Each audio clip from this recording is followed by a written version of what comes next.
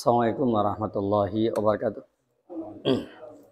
Innal hamdalillah nahmaduhu wa nasta'inuhu wa nastaghfiruh wa na'udzu billahi min sururi anfusina wa min sayyiati a'malina may yahdihillahu fala mudilla lahu wa may yudlil fala hadiya lahu.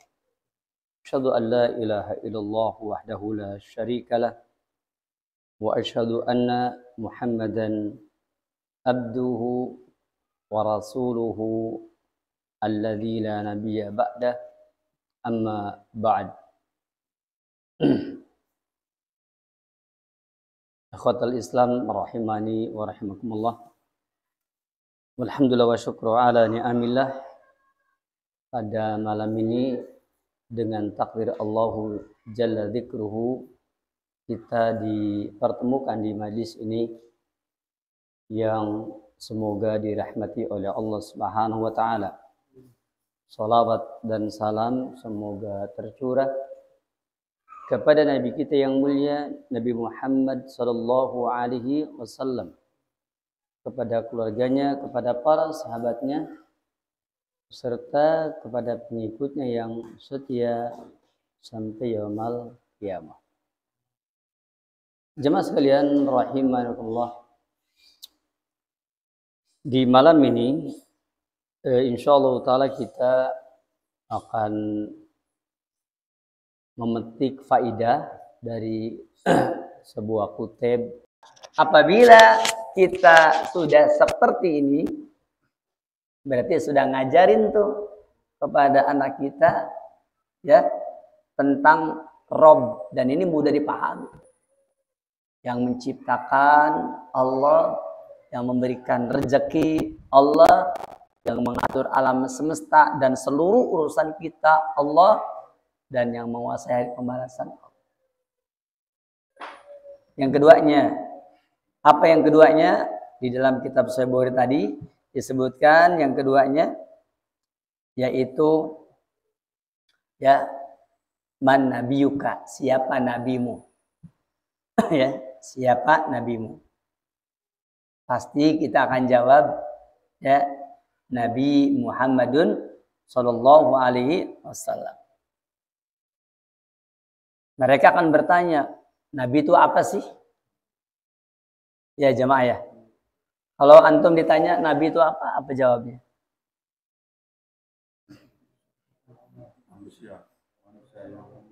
Manusia yang diberi wahyu.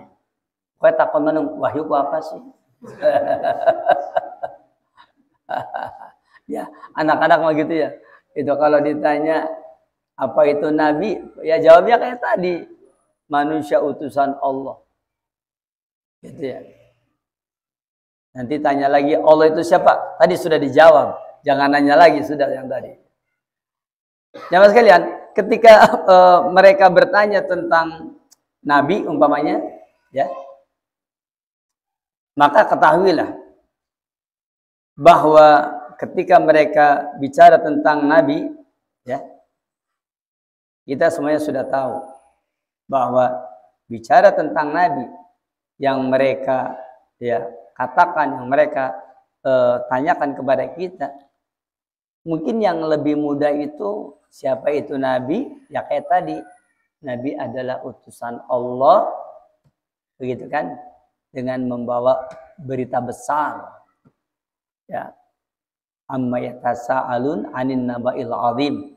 Mereka bertanya, ya, saling bertanya-tanya anin naba'il azim, tentang berita besar.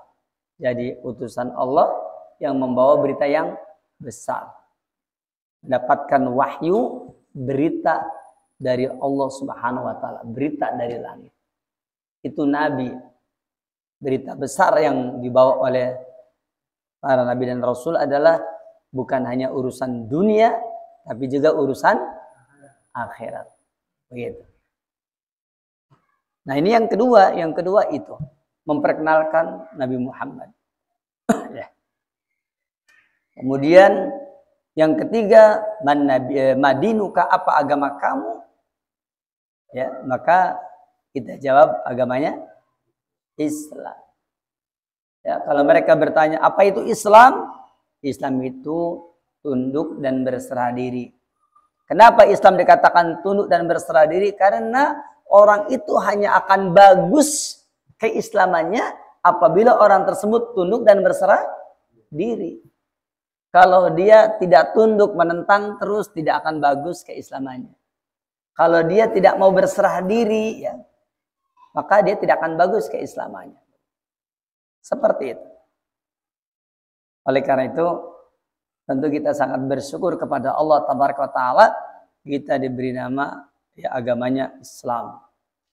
Makanya Syekhul Islam Muhammad bin Abdul Wahab rahimahullah, beliau menerangkan al-Islam, Islam itu adalah al-istislamu lillah bitauhidihi, yaitu berserah diri kepada Allah dengan cara mentauhidkan Allah.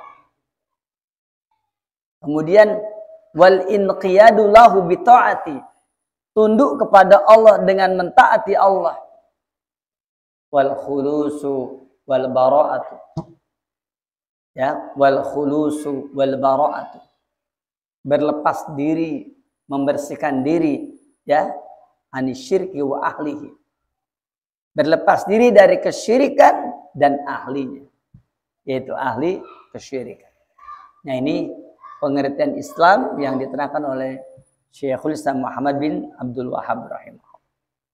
Nah, ketika sudah ditanya 3 hal ini, pertanyaan terakhir dari malaikat munkar nakir ketika berada di alam kubur itu apa itu? Min aina ta'rifuna dzalika kullah. Dari mana kamu tahu semua itu?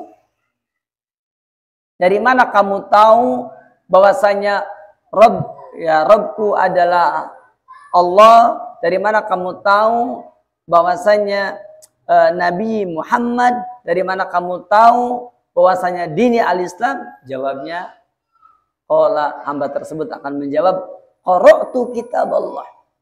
Aku membaca kitab Allah, aku membaca Al-Quran. Qara'tu kitab Allah, aku membaca Al-Quran. Kemudian wa fahimtuhu, dan aku pun memahaminya. Baca Quran, aku paham. Kemudian wa amiltu bima fihi, dan aku mengamalkan apa yang ada dalam Al-Quranul Karim. Aku membaca Quran, aku memahami Al-Quran, dan aku pun mengamalkannya. Nah, ini yang kita bahas tadi ya. Ternyata jamaah sekalian, ketika ditanamkan tentang 3 hal yang prinsipil, Rabbku adalah Allah, ini pondasi tauhid. Sehingga dia mengatakan la khaliqa illallah, tidak ada pencipta kecuali Allah. Apa faedahnya kita mengenal tidak ada pencipta kecuali Allah, jemaah sekalian? Kata Al-Imam Al-Hafidh Ibnu Katsir, beliau mengatakan al-khaliqu li hadhil asya'i, sang pencipta bagi semua perkara-perkara yang wujud di dunia ini. Sampean yang hadir di sini pengen disembah oleh asal menjadi sang pencipta. Sampean khaliq apa makhluk? Makhluk. Makhluk pengen jadi Tuhan. Makhluk jangan pengen jadi Tuhan, jangan pengen dipertuhankan, nggak pantas. Seperti itu. Apalagi yang disembahnya umpamanya bebatuan. Batu dengan kita aja masih hebat kita. Batu nggak bisa bicara, kita bisa bicara. Batu nggak punya akal, kita punya akal. Masa menyembah batu? Ya, kalau bahasa gampangnya gengsi. Masa menyembah dengan batu, gengsi dong. Tidak satu level itu kan. Ya, apalagi di atas level. Makanya orang yang menyembah batu itu levelnya turun, bahkan terjun. Ya, seperti itu ya. Makanya insya Allah kalau kita berpikir kita akan malu untuk menyembah batu. Dan seterusnya. Baik jemaah sekalian, tadi saya katakan yang penghujung tadi, Masya Allah. Qara'tu kitab Allah, aku baca kitab Allah, kan begitu? Bafahimtuhu, dan aku paham isi kitab Allah, wa amiltu bima fihi, dan aku mengamalkan apa yang ada pada kitab Allah. Itu dalil yang menunjukkan kepada kita bahwa ya ternyata untuk mengetahui semua ini adalah dengan belajar Al-Quran. Maka ketika kita mengajarkan tauhid sebagaimana kata Ibnu Abbas tadi, dulu kami bukan belajar Quran dulu, tapi belajar tauhid dulu. Nah, setelah kita belajar tauhid, maka baru kita belajar Al-Quran. Atau setelah diawali dengan pembelajaran tauhid, maka belajar Al-Quran. Dan tauhid itu ada yang namanya tauhid minimal. Apa itu? Mengenal tentang Allah. Mengenal tentang keimanan kepada Allah. Saya mau tanya, Allah itu gaib ya? Apa langsung wujud? Allah gaib apa langsung kelihatan? Gaib. Allah itu zat yang maha gaib. Tapi Allah itu wujud, Allah itu ada? Ada. Tapi Allah tidak terlihat. Allah zat yang maha gaib. Saya mau tanya, untuk mengetahui perkara yang gaib harus dengan apa? Dengan iman. Ya. Pertanyaannya, kalau udara gaib tidak? Udara gaib tidak? Kenapa gaib? Apakah untuk mengetahui udara itu harus dengan keimanan? Hah? Jamaah sekalian, yang gaib itu adalah perkara yang tidak bisa ditangkap oleh panca indera. Panca indera, panca lima indera ya, yang ada pada tubuh kita. Kira-kira kalau angin bisa dirasakan oleh panca indera kita bisa? Bisa, berarti nggak gaib dia. Tapi orang kedeleng gitu. Tidak setiap yang tidak terlihat itu dikatakan gaib. Nanti kalau dikatakan gaib, sampean kentut gaib juga nantinya. Ya, itu bukan gaib. Ya. Karena masih bisa terdeteksi oleh panca indera. Begitu. Nah, kalau Allah itu gaib jamaah sekalian, maka untuk meyakini adanya Allah perlu iman. Makanya berbicara tentang Allah, berbicara tentang asal iman. Ya. Di dalam hadis riwayat Imam Muslim, Sufyan bin Abdullah radhiyallahu anhu yang mendapatkan kunyah Abu Amrah. Sufyan bin Abdullah bertanya kepada Rasulullah SAW. Kata Sufyan bin Abdullah, beliau bertanya begini, ya Rasulullah SAW, aku ingin bertanya kepadamu, ya kulli qaulan, katakanlah kepadaku satu perkataan.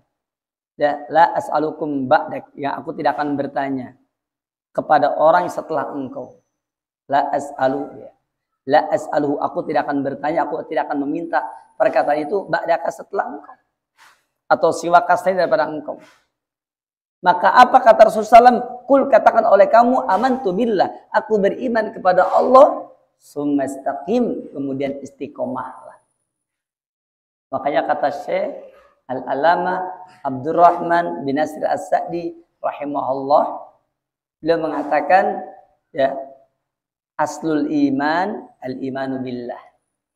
Pokok iman adalah beriman kepada Allah. Karena al-imanu billah, beriman kepada Allah adalah merupakan aslun min usulul iman, salah satu pokok dari pokok-pokok keimanan. Begitu.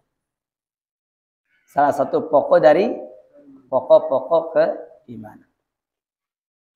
Selanjutnya, karena tadi dikatakan bahwasanya beriman kepada Allah. Kemudian yang keduanya adalah siapa Rasulmu Nabi Muhammad SAW. Kemudian siapa Nabimu Nabi Muhammad SAW. Kemudian apa agamamu? Agamaku Islam. Kemudian dari mana kamu semua tahu semua itu? Dia katakan aku membaca kitabullah. Kemudian yang keduanya aku pun memahaminya. Yang ketiganya aku pun beramal dengannya. Jadi kita yang mengatakan Rabbi Allah, Rabbku adalah Allah, wa Nabi Muhammad, Nabiku adalah Muhammad. Kemudian kita yang mengatakan dini al-Islam, agamaku Islam, itu telah mengamalkan secara lisan apa yang ada dalam kitabullah. Di antaranya umpamanya Allah berfirman, Allahu Rabbukum, Allah adalah Rabb kalian. Di Quran ada disebutkan Allahu Rabbukum, Allah adalah Rabb kalian. Ini Quran. Yang keduanya Muhammadun Rasulullah walladzina amanu ya, walladzina ma'ahu asyiddahu 'alal kufar dan seterusnya. Disebutkan Muhammadun Rasulullah. Muhammad adalah utusan Allah. Disebutkan di Quran. Begitu pula ketika berbicara tentang agama, Allah juga berfirman, Inna dina indallahil Islam. Sesungguhnya agama ya yang diridhoi, yang merupakan milik Allah di sisi Allah adalah Islam. Semuanya ada dalam Quran. Maka ketika Abdullah bin Abbas radhiyallahu anhu mengatakan bahwa sebelum belajar Quran adalah belajar apa dulu? Iya, belajar iman dulu. Ini pada dasarnya seorang yang mengajarkan keimanan pun harus berpijak dari Al-Quran. Begitu. Si pengajarnya harus berpijak dari Al-Quran. Baik lafadznya, yaitu Quran itu sendiri, ataupun syarahnya, tafsirnya, yaitu As-Sunnah. Begitu. Nah, setelah kita tahu bahwasanya, oh ternyata yang paling pokok itu adalah belajar iman. Kemudian barulah belajar Al-Quran. Barakallahu ingat, belajar Al-Quran, hendaklah kita memperhatikan apa yang harus kita pelajari dengan Al-Quran. Para ulama menyebutkan bahwasanya muamalatuna ma'al Quran ya sittatun. Bahwasanya yakni muamalah kita, interaksi kita dengan Quran itu ada 6. Pertama yaitu qiraatuhu aw tilawatuhu, membacanya. Yang kedua yaitu hifdzuhu, menghafalkannya. Ya, menghafalkannya. Yang ketiga yaitu fahmuhu atau tafsirhu, memahami tafsirnya. Ya, memahami tafsirnya, membacanya, menghafalnya, memahami maknanya atau tafsirnya. Yang keempat, al-amal bihi, beramal dengan Quran. Ya, beramal dengan Quran. Yang kelima, al-insatu wal istima'u lil Quran, insat diam, wal istima' dan memperhatikan, menyimak lil Quran, untuk Quran. Kalau Quran dibacakan oleh qori, oleh orang yang membaca Quran di satu majelis yang memang harus kita dengarkan, maka kita dengarkan. Karena Allah berfirman dalam surah Al-A'raf ayat 204, wa idza quri'al Qur'anu fastami'u lahu wa ansitu la'alakum turhamun. Allah berfirman, wa idza quri'al Qur'an, apabila dibacakan Al-Qur'an, fastami'u lahu, maka simaklah, wa ansitu, dan diamlah, la'allakum turhamun, mudah-mudahan kamu dirahmati.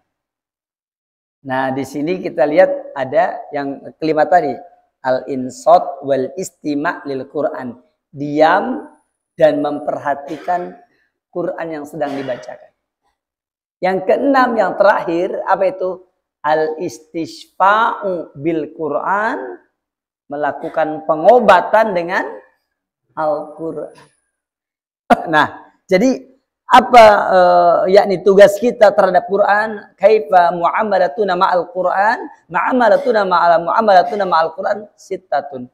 Interaksi kita dengan Quran ada pada 6 poin. Sok diingetin lah. Satu apa? Membacanya. Yang kedua, yang ketiga, memahami maknanya, tafsirnya. Baik. Yang keempat, mengamalkan. Yang kelima, diam dan memperhatikan ya Quran yang sedang dibacakan oleh orang lain supaya dapat apa? Rahmat. Ya. Yang keenam, berobat dengan Quran. Termasuk yang kesurupan suka diapain tuh? Diruqyah. Dengan apa tuh? Dengan Al-Quran. Itu termasuk al-istishfa bil Quran. Di kitab tafsir Al-Fatihah, Syekh Abdul Adim bin Badawi Al-Khalafi menukil penjelasan Al-Imam Ibnu Qayyim Al-Jauziyah, cerita tentang dirinya. Ibnu Qayyim bercerita, saya di musim haji atau umroh itu pernah ketika berada di Mekah, dia dalam keadaan panas yang luar biasa. Anda bisa bayangkan Ibnu Qayyim Al-Jauziyah itu kalau tidak salah dia wafat tahun 767. Ya, berarti beliau wafat dalam usia di abad ke-8. Kira-kira Arab Saudi Mekah ketika abad ke-8 gimana ya? Kira-kira. Tentu jawabnya nggak seperti sekarang ya. Itu jawabnya yang gampang gitu lah. Kalau sekarang kan serba mudah. Tapi kalau zaman dahulu serba susah. Jadi Ibnu Qayyim di malam itu, mungkin antum pernah dengar kitab Tibun Nabawi yang ditulis oleh beliau. Beliau kan sangat terkenal.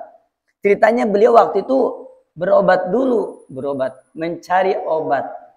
Ya, makanya kata Rasul apa? Tadawau, berobatlah kalian. Itu dalil bahwa kalau ada orang sakit, pertama kali dilakukan itu apa? Berobat dulu. Ya, berobat dulu. Nah, setelah dicari obatnya nggak ada. Dia lagi demam tinggi. Akhirnya Ibnu Qayyim beliau meruqyah dirinya sendiri. Ruqyah itu adalah pengobatan alternatif. Ya. Nah, ruqyah itu pengobatan alternatif, orang bilang begitu. Dan memang Ibnu Qayyim pun salah seorang ulama kita, muridnya Syekhul Islam Ibnu Taimiyah, beliau itu ketika mencari obat nggak ada, obat penurun demam, akhirnya beliau ketika itu ya mempertemukan dua tangannya, dia bacakan surah Al-Fatihah, lalu dia tiupkan dan kemudian dia usapkan ke wajah, ke seluruh tubuhnya. Sampai diulang 3 kali. Beliau mengatakan, aku betul-betul takjub dengan apa yang Allah jadikan Al-Fatihah sebagai wasilah pengobatan. Itu demamnya turun. Nah, itu dalil bahwa di antara muamalah kita dengan Quran adalah al-istishfa' bil Quran, yaitu membaca dengan Al-Quran. Begitu. Ya mas sekalian, Masya Allah luar biasa. Al-Quran itu luar biasa. Nah, yang 6 ini jangan lupa. Jangan lupa Quran itu bukan cuma dibaca, tapi harus yang kedua dong. Apa itu? Dihafalkan. Ya. Walaupun sudah tua ya, jangan alasan tua. Tua ngapalkan Quran. Arab tua, Arab beli ngapalkan Quran tetap. Ya. Saya mau tanya berapa kali ngapalkan Quran? Menurut Syekh Abdul Malik bin Syekh Abdul Musin bin Al-Qasim, beliau mengatakan, kata beliau, orang kalau pengen ngapalin Quran, baca Quran berulang-ulang 1 ayat sampai 20 kali minimal. Itu menurut beliau. Kalau Imam Syafi'i meminta supaya diulang-ulang 1 ayat, dibaca diulang-ulang sampai 60 kali. Itu kata Imam Syafi'i. Nah, kalau sampean berapa kali? Kayaknya sekali langsung hafal ya. Beda baik, wong Cirebon beda. Ya. Baca 1 kali langsung hafal, begitu turu esok itu orang kelingan maning kelalen. Begitu ya. Seperti itu. Jadi luar biasa itu. Nah, oleh karena itu jemaah sekalian, dari sini kita tahu bahwasanya itulah 6 cara kita berinteraksi dengan Quran. 6. Nah, dari 6 ini yang sering banyak diperbincangkan adalah tentang membaca Quran, ya kan? Menghafal Quran dan memahami maknanya. Biasanya 3 ini yang banyak diperbincangkan. Karena memang 3 ini adalah pilar utama untuk beramal, pilar utama untuk dapat istima' wal insot, menyimak bacaan orang lain dan kita mengerti. Kalau ada orang baca Quran, kita pengennya ngerti nggak apa yang dia baca? Iya. Kalau ada imam baca Quran umpamanya, pengennya makmum tuh ngerti. Makanya Allah berfirman, afala yatadabbarunal Quran am ala qulubin aqfaluha. Afala yatadabbarunal Quran, apakah mereka tidak mentadaburi Al-Quran? Am ala qulubin aqfaluha, ataukah hati mereka sudah tertutup? Ya, saya Dr. Musaid bin Sulaiman At-Tayyar di dalam kitabnya Fusulun min Usuli Tafsir, beliau mengatakan la tadabbura illa ba'da fahmil Quran. Tidak bisa orang mentadaburi kecuali setelah paham dulu Quran. Artinya kalau kita itu insot dan istima, diam dan mendengarkan, memperhatikan dan menyimak bacaan orang lain, itu hanya akan menjadi nilai tadabbur. Ya, bukan hanya sekadar mendengar tuh, tapi tadabbur. Ya, apabila apa? Apabila sudah paham maknanya. Nah, di sini jemaah sekalian, di sini kita harus rajin untuk bisa memahami makna Al-Qur'an satu ayat demi satu ayat. Ya. Jangan sampai Al-Qur'an itu pada jelek kopernya apanya tuh. Tapi bukan karena dibaca, tapi karena sering dipindah-pindahkan. Jangan sampai seperti itu, pindah terus. Dibacanya kagak, pindah doang gitu kan. Ya. Seperti itu. Anda bisa bayangkan kalau cuma dipindahkan doang, tidak dibaca-baca gimana. Begitu jemaah sekalian ya. Selanjutnya jemaah sekalian, kemudian setelah kita mengetahui bahwasanya ternyata tadabbur itu dengan sebab tadi, berarti esensinya ada pada membaca, menghafal dan memahami tafsirnya. Nah, untuk hal ini sama tuh Syekh Abdul Aziz bin Abdullah bin Baz, beliau di dalam kitab yang berjudul Ad-Durusul Muhimmah fi Amatil Ummah. Ad-Durusul Muhimmatu fi Amatil Ummah. Pelajaran-pelajaran penting untuk masyarakat umum. Di antaranya beliau menerangkan berkenaan dengan Quran, hendaklah dia melakukan 3 langkah. Tahsin, tahfidz, tafsir. Wah, gampang ya, 3T ya. Apa itu 1? Tahsin, 2 tahfidz, 3 tafsir. Dan sampean sudah ngerti semua itu. Yang namanya tahsin. Ya, di sini ada yang suka ngajar tahsin ya. Ada apa tidak? Tidak ada. Ya tinggal minta aja ya ke Kali Tanjung, nanti juga banyak gitu. Tahsin itu jabatan penting, dan tahsin itu diterangkan oleh Syekh bin Baz itu ada 2 cabang. Apa itu? Itu pertama disebutnya itu bukan. Yang pertama itu disebutnya talqin. Ya. Yang kedua disebutnya tahqiq. Metode talqin dan metode tahqiq. Apa itu talqin? Talqin itu gurunya membaca, muridnya menyimak. Nanti murid mengikuti bacaan gurunya. Jadi gurunya dulu tuh ya membaca, muridnya nyimak, nanti ngikutin. Baca gurunya terus. Yang begitu kata kita disebutnya talaki. Nanti kalau murid itu mendengar langsung bacaan guru dan dia mengikutinya sampai kemudian tamat 30 juz, berarti dia dapat sanad talaki qiraah Quran. Saya punya murid 5 orang akhwat ya. Itu mereka semuanya belajar ke Syaikho di Mesir. Itu mereka baca itu ayat demi ayat. Kalau 1 ayat itu belum beres nggak boleh pindah. Nggak tahu udah berapa tahun nih mereka nih. Ya, waktu tahun pertama mereka cuma dapat 8 juz. Ya, sekarang ini kayaknya tahun kedua atau tahun ketiga lah.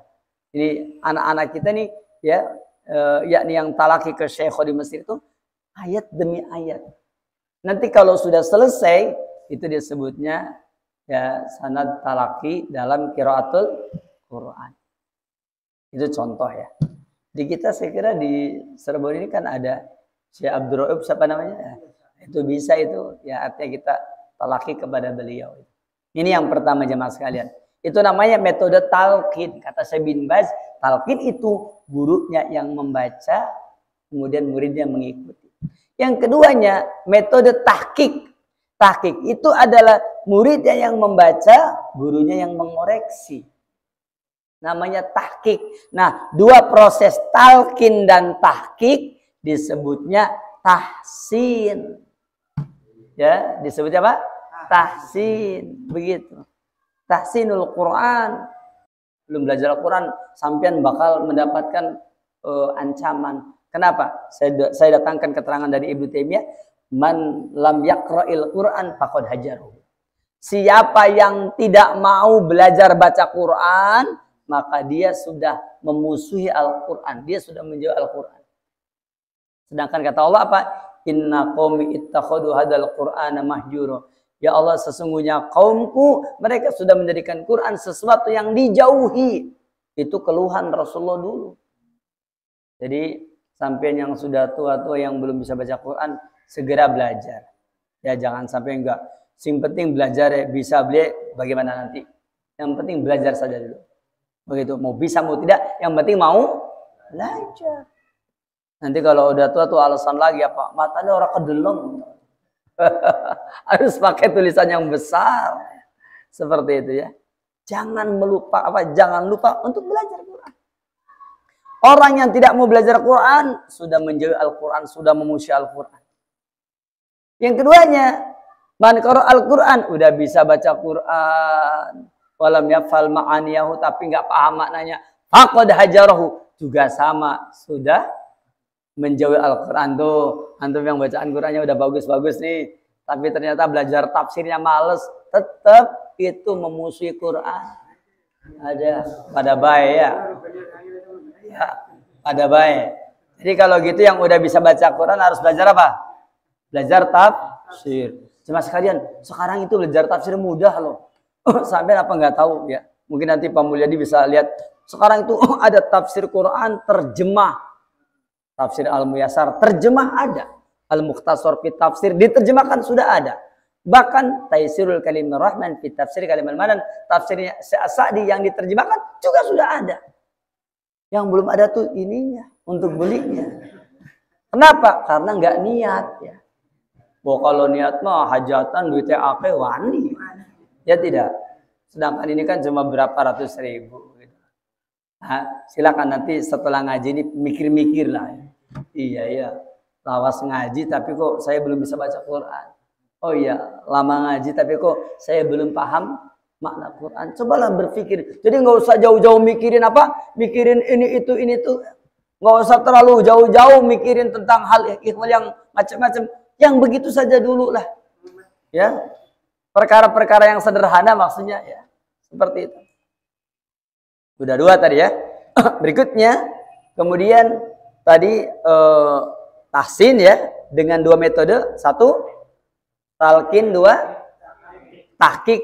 Keduanya tahfidz Quran. Belajar Quran tadi. Hafalin Quran. Tapi setelah dianggap ini. Nah nanti setelah itu baru apa? Yang ketiganya tafsir. Belajar tafsir. Dimulai dari tafsir juz amma. Jamaah sekalian, kalau kita nggak bisa, ya cobalah tiap hari. Di sini kan mungkin ada ustadz yang di sini, yang imam masjid, atau ustadz yang diandalkan di sini ya. Masa di sini nggak ada ustadz sama sekali? Mungkin ada ustadz yang bisa membacakan terjemah yang tadi kan ada terjemahnya. Tinggal dibacakan aja. Penting jamaah sekalian. Wallahi penting. Belajar Quran tadi dikatakan yang pertama kali harus dipelajari dari ilmu adalah ilmu Al-Quran. Ya. Ilmu Quran itu harus. Ini udah sebelum ini.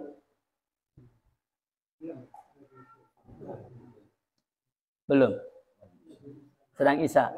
Kalau gitu azan dulu ya. Kayak kemarin kan azan dulu, nanti tanya jawab ya. Setelah itu kemudian baru kita sholat. Baik. Silakan azan dulu kalau sudah Isya. Barakallahu fikum jemaah sekalian.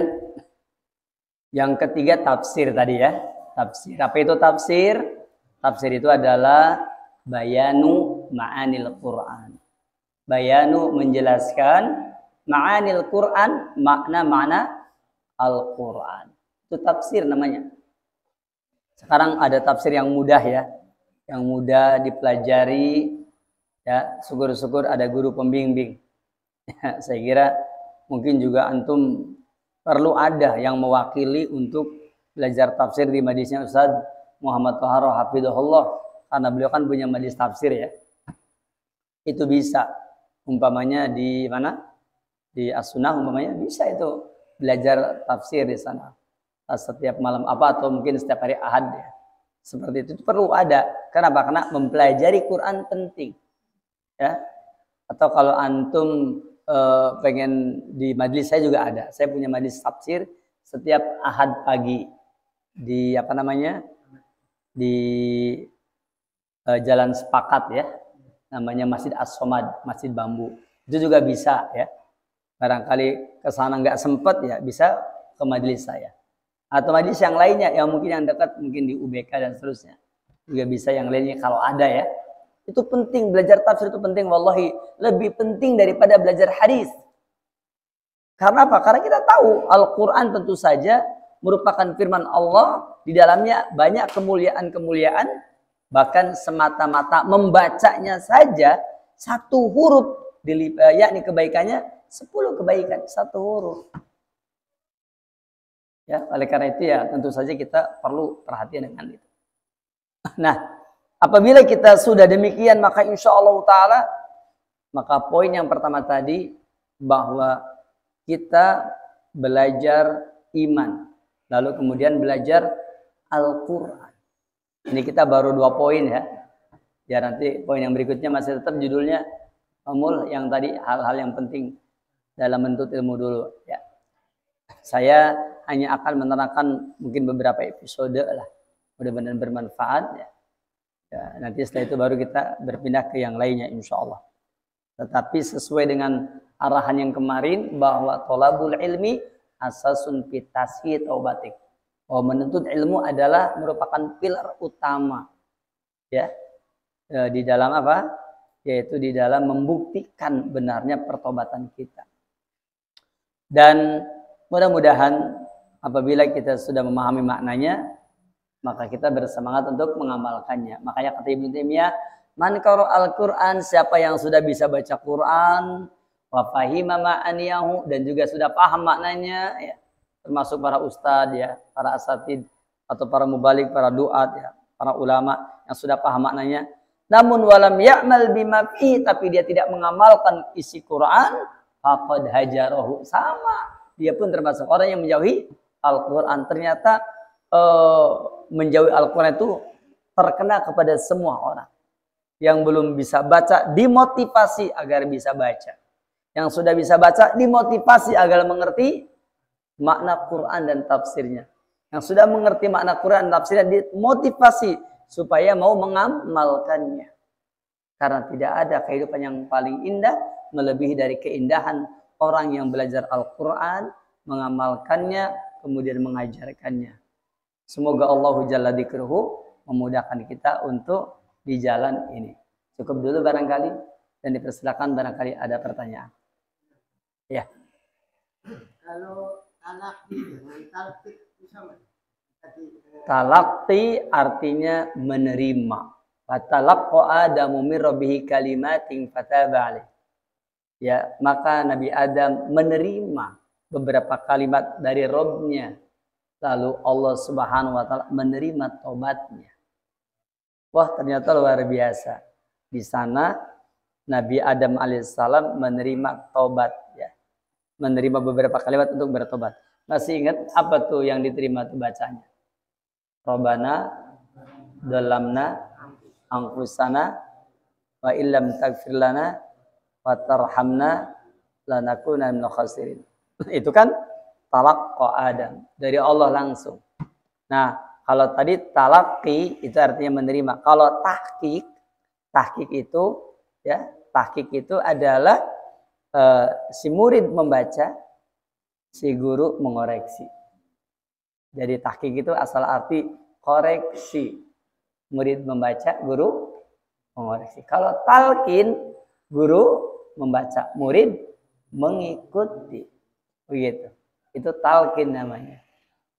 Nah, ketika kita belajar tahsin, maka kita dengan metode talqin atau mungkin dengan metode tahqiq begitu ya. Begitu barangkali ya. Wallahu a'lam. Ya, silakan. Waalaikumsalam warahmatullahi wabarakatuh. Jika ada orang yang mau belajar tapi yang dengan ketidaktahuannya ini yang melakukan syirk, gimana sekali? Iya. Assalamualaikum. Jemaah sekalian, kemarin sudah saya terangkan. Ya, man jahila, apa itu kemarin?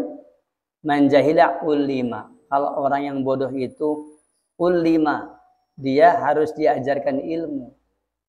Ya, harus diajarkan ilmu. Bukan huliro, bukan ditahdir, bukan diperingatkan, bukan. Apalagi hukima dihukumi. Ini muslim apa kafir apa, bukan.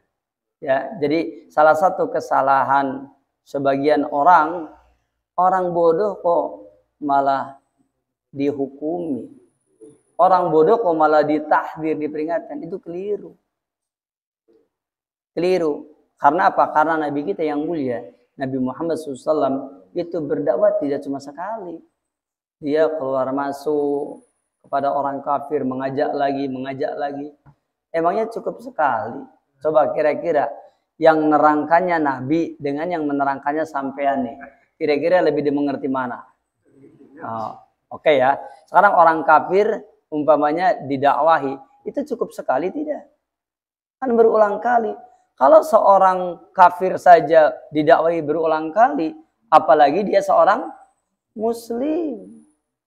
Nabi Muhammad SAW begitu sangat menginginkan orang kafir itu masuk Islam. Masa kita sangat menginginkan orang Islam jadi kafir? Bisa dipahami apa tidak? Ya ini keliru jamaah sekalian. Rasul itu sangat menginginkan orang kafir itu supaya masuk. Zaman sekarang ini ada sebagian orang sangat bersemangat orang Islam supaya jadi kafir. Ini rombongan apa toh? Bisa dipahami? Ya. Dan herannya dakwahnya di mana-mana, termasuk di channelnya juga ngurusin pengkafiran. Terus heran apa tidak? Heran apa tidak? Heran. Aneh apa tidak? Aneh. Begitu ya. Seperti itu ya. Jadi kalau orang yang bodoh diapain? Diajarin ilmu. Kata Syekh bin Baz, beliau mengatakan kalian berdakwah, hendaklah yang bersabar. Karena umat ini berada di atas kebodohan. Karena mereka berada di atas kebodohan, mereka berada di atas hawa nafsu. Mereka terbawa dengan syahwat, mereka terbenam dengan tenggelam dengan dunia. Maka kalian hendaklah bersabar untuk menghadapi mereka, terus mendakwai. Jadi jangan malah terus muncul penghukuman. Orang awam kok dihukumi. Orang awam itu diajarin. Saya mau tanya, jangan ngomong orang lain dah, sampean aja dulu. Emangnya sampean gampang untuk mengerti dan menerima dakwah sunnah? Sampean berapa lama tuh baru ngerti pentingnya dakwah sunnah? Sebentar apa lama? Tahunan. Tiba-tiba sampean umpamanya lagi berusaha untuk memahami, mencerna, lalu dihukumi, kira-kira gimana tuh? Jadi bahasa Inggrisnya mutungi. Ngerti mutungi? Hah? Molosi kalau orang sini gitu. Mutungi orang Sunda, orang Jawa. Saya nggak ngerti nih. Jadi malah di akhirnya apa? Purik dia kan. Saya pengen ngerti kok malah dimarahin. Malah kok saya dihukumin begitu. Makanya kalau ada orang yang nggak mau belajar, ya diajak oleh kita untuk belajar. Makanya dakwah itu kepada dua. Satu, dakwah itu kepada orang yang jahil. Apa katanya? Idza kana al-mad'u jahilan. Kalau orang yang didakwah itu adalah orang yang bodoh, fayud'a ila talabil ilmi, maka diajak untuk menuntut ilmu. Itu kalau mad'unya orang yang bodoh. Seperti itu. Dan orang bodoh kan bertingkat-tingkat juga. Ada orang yang bodoh tapi gampang taslim, gampang nerima, ada. Ada juga orang bodoh tapi ya pakai gaya gitu kan. Kan banyak yang gitu juga. Udah bodoh tapi banyak gayanya. Ada nggak yang begitu? Ya perlu bersabar menghadapinya. Wah ini gimana nih caranya dia. Kalau yang banyak gaya begini kayaknya perlu ditraktir ngebakso deh baru didakwahi dia kan. Kan begitu. Orang itu macam-macam. Oleh karena itu di zaman sekarang ini kata Syekh bin Baz kita harus bersabar. Bahkan Imam Al-Albani belum mengatakan apa? Kalau kita berdakwah, dakwah itu berat ya ikhwah. Jangan kamu perberat dengan keburukan akhlak kita dalam berdakwah. Jadi dakwah itu berat, maka kamu jangan perburuk beratnya dakwah ini dengan apa? Dengan jeleknya akhlak kita sebagai seorang dai. Makanya bersabarlah menghadapi situasi yang seperti ini. Kalau kita tidak bersabar, nanti dakwah kita adalah dakwah emosional. Dakwah yang hanya memperturutkan emosi kita, nafsu kita. Lagi pula juga yang namanya dakwah itu tidak mesti diterima oleh semua orang. Karena kita tahu ketika Rasul naik ke Bukit Sofa, ya kan? Ketika Rasul berdakwah, manusia terpecah menjadi 3. Ada rombongan Abu Bakar Siddiq yang percaya dengan dakwah Rasulullah. Ada rombongan Abu Jahal yang menolak dakwah Rasulullah. Ada rombongan Abu Thalib yang keder. Ya, hari diterima. Ya, ini akeh batur ki, orang setuju. Ya, hari orang diterima. yen keponakan deh kan begitu. Keder. Tapi sampean harus tahu bahwa orang yang keder begini nih pada akhirnya Abu Thalib bagaimana akhir kisahnya? Tidak beriman kepada Allah. Jadi kedernya aja suwe-suwe. Paham nggak? Ya mungkin sehari 2 hari, sebulan 2 bulan, setahun 2 tahun, ada seumur-umur keder baik. Nanti kayak Abu Thalib akhirnya apa? Akhirnya tidak beriman kepada Rasulullah, tidak masuk Islam, dan dia pun menjadi kafir. Ya. Dan segitu sudah jelas kafirnya Abu Thalib, tetap dibela tuh oleh siapa? Oleh orang-orang Syiah. Kenapa dibela? Karena orang Syiahnya yakni meninggikan Ali, kan begitu. Masa Alinya ditinggikan bapaknya kafir, kan kurang hebat ya. Maka diusahakan supaya bapaknya Muslim. Nah, itu dia. Orang sudah nyata kafirnya dinyatakan Muslim, begitu ya. Begitu barangkali ya. Demikian wallahu a'lam. Kayaknya satu lagi terakhir ya. Iya. Ini kalau umpama satu musola lah istilahnya. Iya. Sudah hampir merata atau kecil lah kalau dibuat di sini ngerebut. Di sini Ngerebut masjid. Iya, ngerebut masjid atau tapi bener enggak tuh ngerebut tuh, bener enggak? Ya maksudnya bener enggak, barangkali bener. Bener enggak tuh rombongan jenggot ngerebut, bener? ya omongan masyarakat aja, omongan masyarakat. Oh berarti enggak benar. Iya. Iya. Ya kan saya tanya dulu ya. Itu namanya tabayun. Konfirmasi. Oh ternyata enggak benar terus. Nah terus kalau saya ngerasa benar-benar ngerebut, yang nggak mau menghindari. Jadi maksudnya lebih menghindari apa terus namanya dakwah terus walaupun sampai mau dihajar gitu, mau dihantam. Tapi kitanya ngerebut gitu. Ya, maksudnya intinya. Nah, enggak, kitanya ngerebut enggak nih. Enggak. Ya sudah. Makanya menghindari. Iya. Boleh enggak mesti menghindari. Baik. Apa menghindari tadinya saya mau terus istilahnya di musola karena anak-anak itu banyak apa gitu kan. Yang punya yang namanya kiainya itu susah untuk mengajari ikro gitu. Jadi kan istilahnya makanya pun kalah saing. Kalau kiainya di masjid itu enggak? Di masjid itu satu musola istilahnya. Oh gitu, satu musola. Cuman kan gagal lah istilahnya didik anak-anak ikro tuh. Iya. Nah, setelah saya meningkat banyak yang belajar ikro sama saya maksudnya dikritik gitu. Sampai pokoknya dikritik aja, serba salah lah. Saya kalau mengimami jangan menghadap ke sini gitu terus, disalah-salahin terus. Bahkan saya satu musola di situ enggak kelihatan saya nyolat di masjid, enggak kelihatan. Iya. Nah, contohnya apa?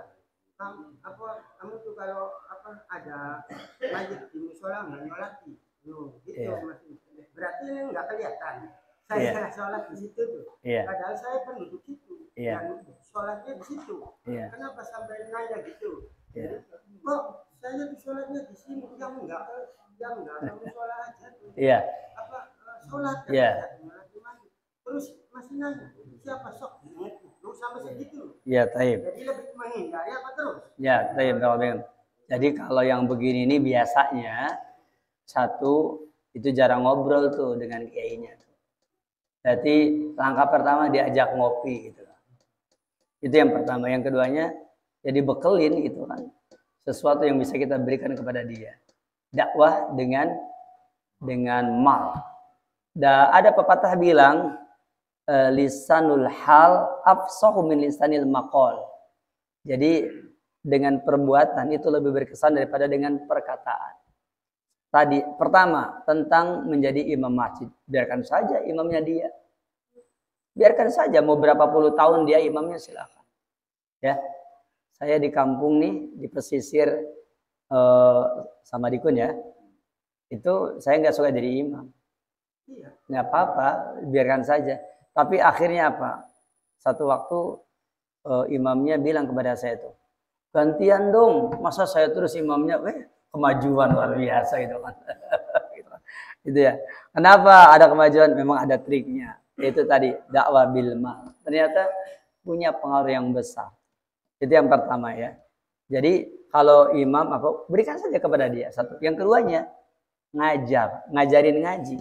Ya, ngajarin ngaji. Biarkan dia ngajar ngaji di masjid. Kapan dia ngajar ngaji di masjid? Umpamanya ngajar ngaji di masjid, dia ba'da maghrib. Udah biarkan saja oleh dia. Kalau dianya masih ngajar nih. Ya, bahkan kalau bisa kita kasih support ya. Ngerti kasih support? Dia akan ngajarkan mungkin ada sesuatu yang diharapkan. Ya, bikin donasi apa kayak gitu kan. Kira-kira 1 bulannya ada yang bisa menyupport dia. Itu bagian dari dakwah. Seperti itu. Kalau bisa ya. Tapi kalau nggak bisa, biarkan sama dia. Ya, sepanjang dia terus berjalan, biarkan sama dia. Sampai kemudian apa? Sampai kemudian nanti kalau ternyata dianya macet dan berhenti, ya tinggal kita datang, ini gimana nih? Kalau mau terus ya diterusin, kalau enggak ya tinggal kita minta izin untuk meneruskan. Kalau jangan saya aja, ya sudah tinggal dia. Sampai betul-betul dia kemudian melanjutkannya begitu. Ala kulli hal sebenarnya yang ini cuma komunikasi dan muamalah saja. Ya, komunikasi dan muamalah. Dan muamalahnya disertai dengan apa? Dakwah bil hal begitu. Insya Allah seiring berjalannya waktu. Memang kadang-kadang lama waktunya. Saya untuk masuk ke suatu masjid aja sampai saya menikah tahun 2011 apa 2010 ya. Saya lupa lagi. Yang ingat istri saya yang dinikahi biasanya lebih berkesan biasanya gitu. Kalau saya udah lupa lagi tuh. Itu sekarang 2024 itu baru kita bisa masuk dakwah ke sana setelah 10 tahun lebih baru bisa masuk. Itu dengan penuh kesabaran ya dan selalu mengalah, akhirnya Allah berikan pintu itu ya. Itu barangkali sebagai contoh saja. Mudah-mudahan saya yakin ini sebenarnya hanya komunikasi. Hanya komunikasi, hanya perlu dilerai dengan suka ngobrol dan biasalah tokoh pengen dihormati, maklum. Saya kira sama di kita juga ya. Kita harus menghormati mereka sebagai ahli ilmu. Kita harus mendorong mereka sepanjang mau ngajar, nggak ada masalah. Seperti itu. Dan kemudian ya bila perlu tadi ada support materi. Ya. Tidak ada masalah insya Allah. Membantu dia. Ta'awun alal birri wat taqwa. Tolong menolong di atas kebajikan dan ketakwaan. Seperti itu. Dan kalaupun kita pengen mencari waktu lain, tinggal bikin waktu yang lain. Seperti itu. Nanti waktu yang lain itu bisa kita gunakan untuk kalau umpamanya bisa di masjid itu ya tinggal minta izin sama beliau. Jika tidak diizinkan ngasih tahu bahwa kita mengadakan di musola, tapi untuk hal yang lain, bukan hal yang sama. Ya, kalau ngaji sama dia bisa sama yang lain. Kalaupun umpamanya ternyata tidak seperti itu ya tinggal nanti bicara aja baik-baik insya Allah. Saya punya keyakinan dengan penuh ketulusan dan keikhlasan, dengan komunikasi yang baik, dengan kebaikan dakwah bilhal, insya Allah kesulitan tadi cair insya Allah biidznillah ya. Demikian barangkali. Wallahualam. Ini terakhir ya. terakhir lagi. Ya, ini terakhir sekali itu. Ya silakan mangga.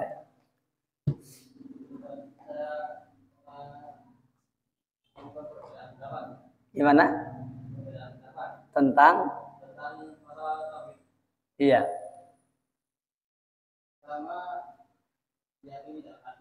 Iya. Iya. Dengan anggota badan. Ya. Apakah itu syarat sempurna iman atau syarat sah dari iman? Syarat apa? Syarat sah. Yang pertama syarat apa? Sempurna.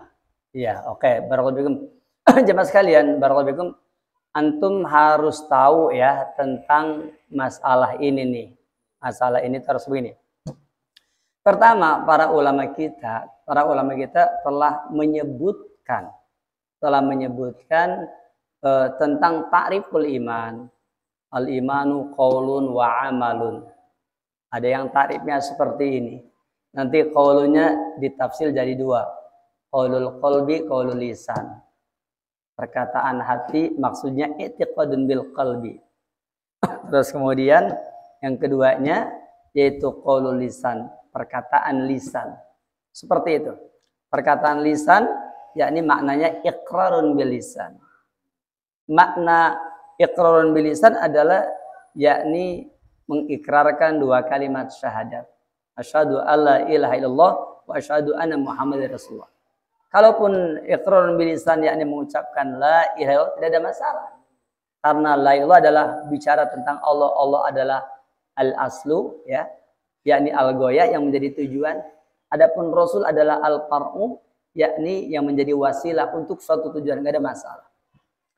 Maka yang ini kalimat i'tiqadun bil qalbi dengan iqrarun bil lisan, kemudian ditambahkan lagi wa amalun. Amalun ini dibagi 3. Amalul qalbi, amalul lisan, amalul arkan. Apa itu? Amalan hati. Ya, contohnya dikrun qalbi. Biar gampang ya. Amalul lisan. Contohnya dikrul lisan. Yang ketiganya amalul arkan, yakni dikir anggota badan seperti amal soleh.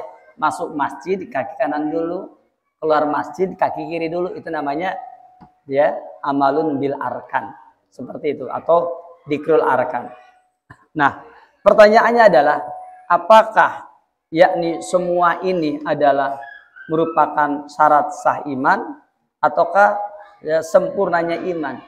Jemaah sekalian, antum harus tahu bahwa semua ini adalah minal iman, bagian dari iman. Ya, qaulun bagian dari iman, amalun bagian dari iman. Paham tidak bagian dari iman? Antum ngerti nggak? Masa nggak ngerti bagian dari iman? Tangan bagian dari antum bukan? Paham? Oke. Sekarang yang keduanya.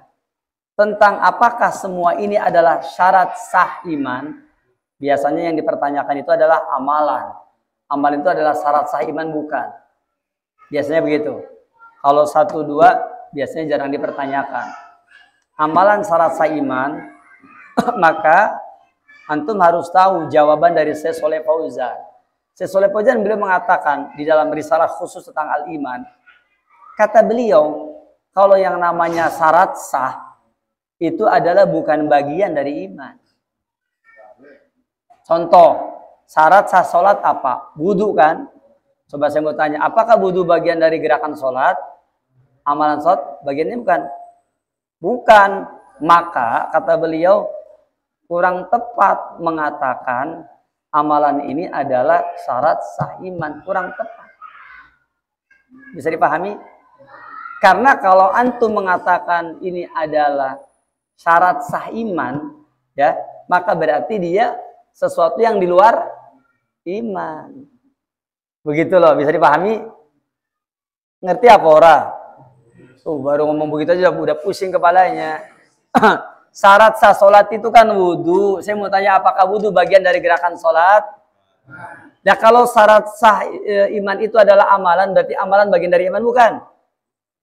Bukan berarti. Makanya orang yang mengatakan ini adalah syarat sah iman, maka itu keliru. Gitu loh. Bukan syarat sah iman, tapi ini adalah bagian dari iman gitu. Oke ya. Berikutnya syarat yang berikutnya sempurna, ya, syarat sempurna atau kesempurnaan iman gitu ya. Ini apalagi sebawahnya syarat sah ini. Karena ini syarat sempurna kan? Syarat sah dengan syarat sempurna kan lain. Ini lebih hebat daripada ini. Maka ini pun tidak tepat. Oleh karena itu, maka amalan itu adalah bagian dari iman. Seperti itu. Dan sesuatu yang merupakan bagian dari iman, sudah dipastikan dia akan menjadi syarat sah iman, sudah dipastikan dia akan menjadi penyempurna iman. Bisa dipahami apa tidak? Ngerti apa ora? Ya oke ya. Pertanyaannya, cukup nggak jawabannya segitu? Ya udah, jangan panjang-panjang. Ntar kagak ngerti lagi. Ya, saya panjangkan kagak ngerti. Mendingan segitu aja dulu ya. Tapi ada satu nasihat yang paling bagus yang disampaikan oleh Syekh Abdul Aziz bin Abdul Ar-Rajihi.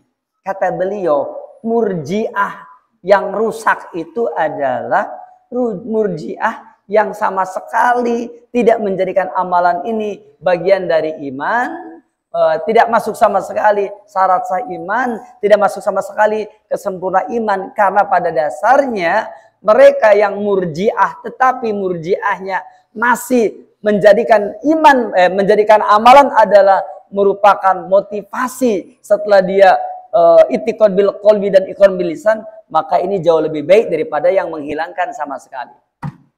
Karena apa? Karena ini merupakan kerusakan yang luar biasa. Makanya para ulama Ahlus Sunnah masih ada di antara mereka yang memasukkan orang-orang yang murji'ah fuqaha ke dalam barisan ahlus sunnah. Seperti itu jangan heran. Seperti umpamanya Al-Imam Abu Hanifah termasuk murji'ah fuqaha, gitu kan. Apakah dia termasuk orang yang dianggap ahlus sunnah? Maka dikatakan murji'ah fuqaha itu adalah murji'ahnya ahli sunnah. Jadi ahli sunnah yang terkena murji'ah ini diantaranya Imam Abu Hanifah. Tapi itu adalah qaulun qadim, itu pandangan beliau yang lama. Di dalam kitab I'tiqadul A'immatil Arba'ah disebutkan oleh Al-Imam Ibnu Abdul Bar, ya, dan juga oleh yang lainnya di sana, bahwa beliau ini sudah taubat di akhir hayatnya. Sebelum wafatnya sudah bertobat dari pemahaman seperti tadi. Jadi insya Allah Ta'ala Imam Abu Hanifah di penghujung hidupnya dia sudah terbebas dari murji'ah fuqaha begitu. Mudah-mudahan dipahami insya Allah. Kalau nggak paham saya menganggap wajar karena harus sabar menghadapi yang belum ngerti, gitu kan. Seperti itu. Cukup saya kira, dan kita akhiri majlis ini. Subhanaka Allahumma bihamdik asyhadu alla ilaha illa anta astaghfiruka wa atubu ilaik. Assalamualaikum warahmatullahi wabarakatuh.